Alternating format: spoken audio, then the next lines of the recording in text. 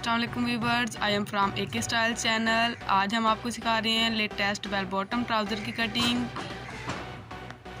सबसे पहले हमने लेंथ की पैमाइश की है, उसके बाद हम लोग आसन का निशान लगा रहे हैं।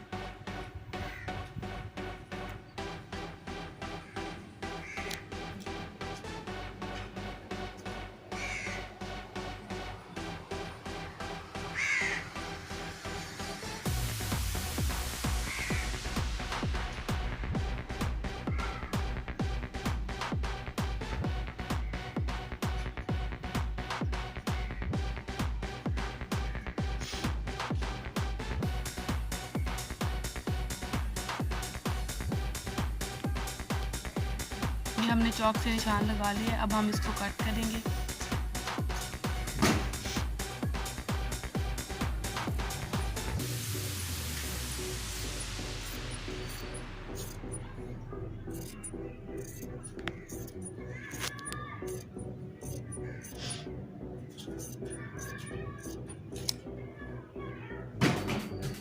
अब हम इसकी दूसरी साइड की कटिंग करते हैं।